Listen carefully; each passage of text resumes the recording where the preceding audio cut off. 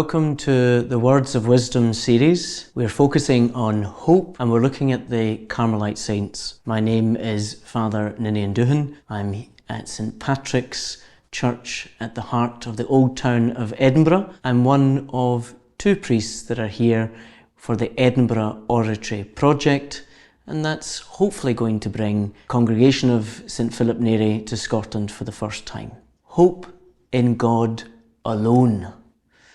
This is the theme that runs through the life of St Elizabeth of the Trinity, a Carmelite nun of the Carmel of Dijon in south-east France.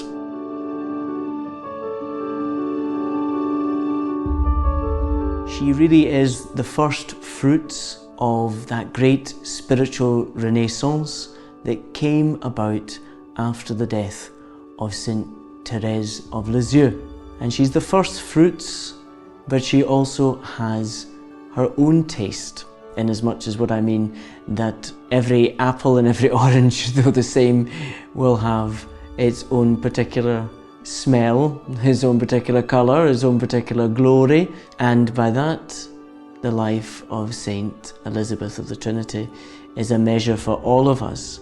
Perhaps you have grown up living in the shadow of someone else's greatness. Perhaps you have always been compared in the family to somebody else. Maybe you even, without realising it, always put yourself in a position lower than another, but not out of humility, but out of anxiousness and fear, of self-deprecation. None of this is liberating. None of this makes us free as children of God. Perhaps you're the opposite. You're looking as the one that makes comparisons. For instance, the mother of Saint Elizabeth, her eldest daughter, was far more disobedient and far more feisty and fiery than her more placid second daughter, Marguerite. Indeed, it seemed like Elizabeth had an iron will even as a toddler. And when she could speak, that she would often speak words which a mother would prefer not to be heard. When she was a little girl and her little dolly had been chosen in which to play the child Jesus in the nativity scene, she was very angry at the priest and even shouted out, naughty priest, I want my dolly back." There's something about such a child that has no respect for rank or for adults that perhaps can lead to a hopelessness in the midst of trying to raise a good Christian soul.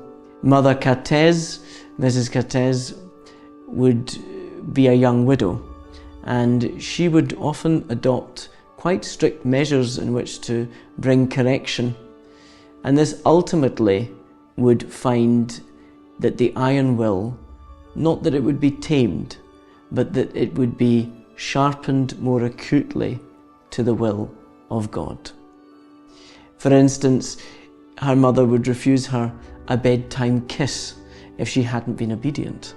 And her desire to receive appropriate affection and love at such a moment would be the lesson by which that she would turn herself to grace and the practice of virtue, that she'd turn herself to God.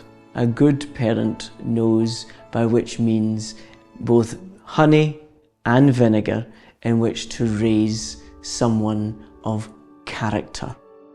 St Francis de Sales is the author of that phrase that you catch more flies with honey than vinegar. Honey has so many properties of healing, but we also know now, especially with modern science, that vinegar is also something that helps reduce diabetic episodes, that the use of vinegar is very good for those who have too much of another element in their body. Vinegar is also equally good for cleaning the windows or for as a health product in of itself. What I'm trying to say is that every opportunity that is given of an earthly parent is also used by our Heavenly Father, in which to therefore ensure that we know Him, love Him and serve Him in this world, so that we are then prepared for the happiness of the world to come. Elizabeth and Marguerite would grow up in genteel poverty. With the death of their father, who was a military man, they therefore lost the status of life of which that they were quite used to. They went from being part of the bourgeoisie of the late 19th century France to really relying on the generosity and the handouts of relatives and friends. There would also be ill health on behalf of Mrs. Catez. She would always look older than she was because she had suffered a snake bite which caused her own health to deteriorate and even her colour and pallor to look perpetually sickly. The two girls and the mother, though, were always doing their best in those straitened circumstances. And between the three of them, they made up a triumvirate that seemed almost to be inseparable. There was not a dourness or a dowdiness in such a life, though. Mrs. Catez made sure that her daughters had a great love of music, and Elizabeth was an accomplished pianist. She also loved parties. She loved dressing up and going out and celebrating with her friends. She was a natural leader amongst her friends. They were tutored privately, not in a school system that perhaps we're familiar with, but amongst those classmates that she had, she would be the confidant. She would be the shepherdess amongst the sheep. She would be the one who would lead them forth. She had that strength of character. And you might assume, therefore, that with all the difficulties of her life, that instead she would withdraw into herself. She's a prime example for us to hope in God, our helper and our strength. And growing from a fiery and temper-tantrumed toddler into a confident youth shows indeed that when we respond to grace, our nature can therefore change. Her first realization of a religious call comes early, and she makes a private vow of virginity. This would eventually be a great consternation to her mother, who found her aspirations to enter the Carmelite convent close by to where they lived as a real blow to what she perceived as a future worldly happiness. Her elder daughter, as I said, enjoyed going to parties. It was Marguerite that had to be encouraged to come more out of her shell. One of the most interesting facets of her life is that even from inside the convent, she would write to Marguerite, who in later life would be a married woman with children, married to a banker, whom she had to accompany on various trips and society balls, that she would encourage her to attend, that even if she felt there was the near occasion of sin in such aspects where, as you would all know, sometimes there's too much frivolity on occasions, but rather she said, even there, you will be the one who is loving Jesus Christ. You will be the one who is giving praise and glory in those circumstances. Jesus will be loved at that moment. And if you remove yourself, perhaps he will not be loved at all there. St. Elizabeth was a very confident person, very hopeful about what opportunities life would present to her and to her sister, in fact, to everyone. She would sadly suffer from not having her vocation realized, and her mother would eventually see that her daughter was becoming wan and losing weight, and was overly concerned in a way that had robbed her of her brightness from before. And so she therefore promised her that if she was of the same resolve by the time she was 21, then indeed she would give her permission to enter. They literally just lived round the corner from the Carmel. And in fact, I've stood on the spot where they used to live. It's now an unpleasant modern building, and in fact the actual entrance to the house leads to the underground car park of an apartment block. And the previous Carmel that also used to be there has been demolished, and there is only the external wall. But at least there's the gate in which that she would eventually enter that you can see that she would have known, and across the road there was also a people's chapel in which that they went to daily mass. They could hear the bell of Carmel from their apartment. They were very familiar with the nuns, and Elizabeth was part of a small group of young girls that would go to find direction at the grill of the Carmel from the Mother Prioress. Her expression of holy hope, therefore, in waiting for the necessary years to pass by, was a pronouncement in her own heart that she had found God, and that of all the things that she had to do now, she just needed perseverance and patience. I may have said it already before, but the great gift of fortitude is rarely prayed for, and that should accompany hope.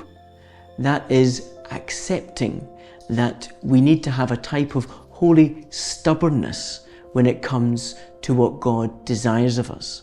In order to realize the ideal that He expects of us, there has to be on our part an endurance through the conflict. What would be most significant for her in entering the Carmel of Dijon would be being handed an early copy of A Story of a Soul by Saint Therese of Lisieux. And here she found a mirror reflection of her own soul. She was particularly touched by Saint Therese's prayer of oblation, of the offering of herself to the merciful heart of Jesus. But she didn't want to be a carbon copy of Saint Therese. In fact, she would ensure that she would use that which was given to her to develop her own spirituality. I suppose I've always been a little bit defensive for Saint Elizabeth of the Trinity. She was the first Carmelite saint that I really read and pondered on. I read what was available in English at the time, and eventually her letters would be entirely available to me. And I read all of that long before I ever read Story of a Soul and Saint Therese's letters. And then when I started to see that there were so many similarities between the two, I suppose I recognised why people said that one followed on from the other. It's also to bear in mind that they did grow up with similar circumstances, similar social standing, although there are obviously differences between the two and there are a few years between them. But I think most importantly for all of us to remember is that none of us are created like another. God knows what He's about, and we have been made a necessary connection and chain with others. That's to paraphrase Cardinal Newman. And Elizabeth of Dijon is one of those connections whereby the life of Saint Therese is not set forward in the life of another, but rather contributes to the unfolding and the blossoming of another great soul. Many of the same spiritual works were read by both of them. Many of the same spiritual conferences and even the same priests and the same religious sisters of the period were obviously made available to each of them. The fact that one is far better known than the other is something which I want to touch upon as I fast forward to the end of her life, when she writes one of her most famous letters to her religious superior, letter number 337 to Mother Germaine in October 1906. She tells her superior to let herself be loved. She tells her to let herself be loved more than the other. She tells her that she is loved specifically, particularly, differentially than the others, and that God cannot be constrained in His choice of pouring out His love. Sometimes we erect a barrier to receiving God's love. Sometimes we are fearful of opening ourselves to God's love because we don't know what He might ask of us, expect of us. So we actually close down the virtue of hope in our life. We become apparently very logical and rational, but ultimately we become very cold and unwilling. Mother Germaine is being encouraged to therefore be the servant of all by opening up her soul all the more greatly to the author of divine love. Maybe we need to hear that word said to us by St. Elizabeth of the Trinity. Let yourself be loved more than the others. Let yourself, therefore, be loved in a way that you will not constrain yourself to receive that gift from God. There is much, therefore, that she can teach us, and as she endured suffering at the end of her life with Addison's disease, that allows us to remind ourselves of the distinguished distinctness that's just for you and not for another. God has found it necessary to create you. As you're sitting back this evening, or it's in the morning, or you're listening in the car, wherever it is right now, let these words not leave you untouched. Don't go about further your daily tasks and ordinariness without pausing to reflect on that invitation of allowing yourself to be loved more than others. Not as a selfish act, but a selfless act towards God, who desires to give you more than your expectations, who desires to increase in you His presence beyond your own ken. In that way, you can become the person He has dreamed of, rather than the limits that you set to those dreams. This was given at the end of her life as advice to her superior. Long before that, when she entered into the novitiate, she found that she had entered heaven upon earth. She was filled as a postulant with such enduring joy and gladness that it was already written by her superiors to, funnily enough, the Carmel at Dijon, that on the back of the community photograph, this is now our postulant, Elizabeth Catez. She will become a saint. My goodness, already early on the seed that had been planted was on deep soil. However, with her novitiate and the clothing and the religious habit, somehow God decided to withdraw all of that support that had up until that time been so sweet to the taste of her soul. She entered into what I suppose we would call a dark night of the soul that would endure the length of that probation period. She would have to therefore not walk in darkness, but rather follow the pinprick of light at the end of the darkness. She would therefore be sustained by the Lord beyond that which previously she had found possible. This is also something that we need to hold on, that we need to be hopeful for when we are experiencing a particular sorrow, trial, or cross. It would indeed, with the profession of her religious vows, eventually fall away, and the cloud that was above her would open again into the brightness of the blue heavens.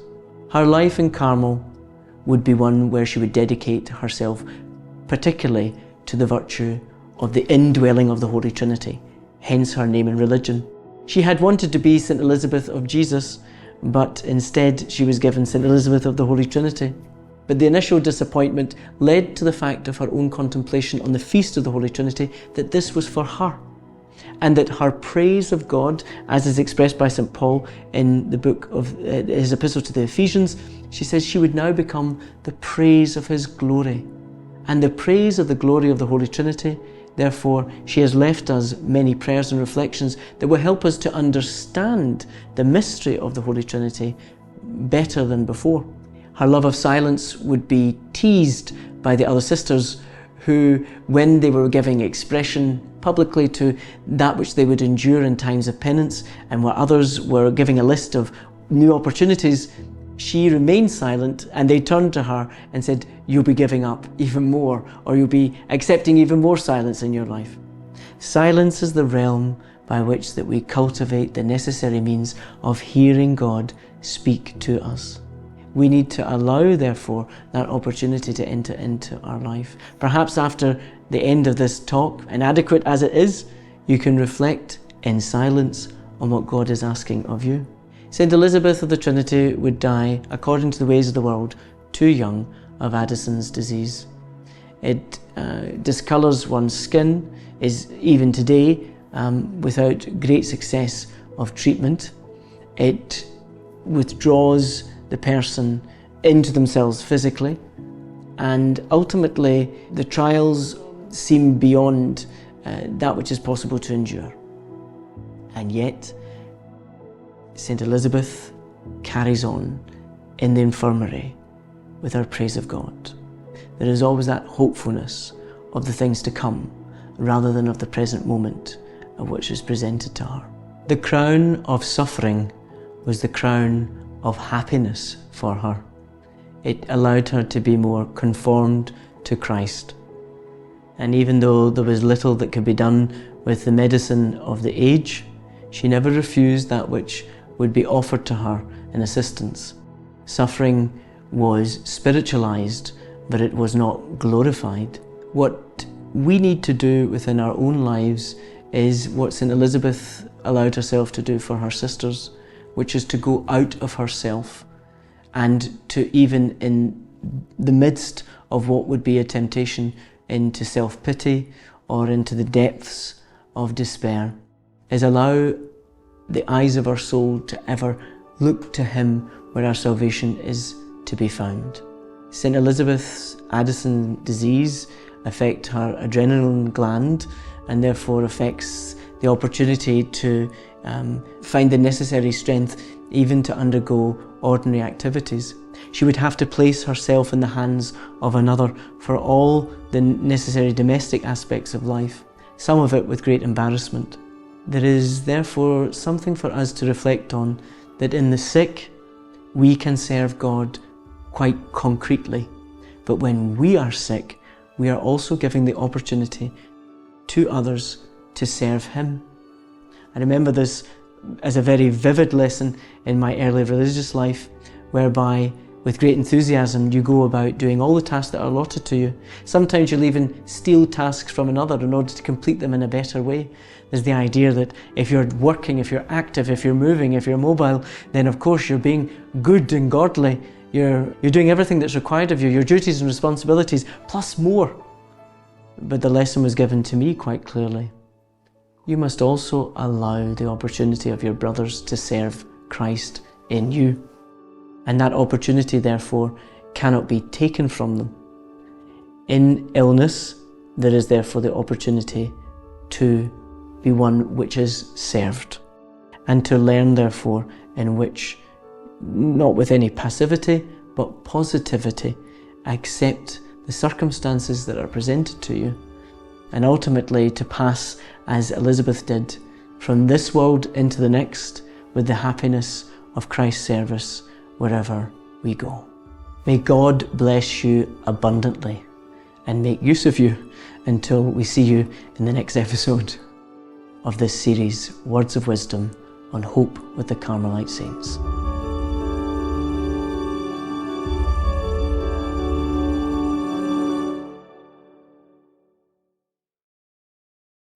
Ten years of sharing the peace of Christ. Shalom World, God's own channel.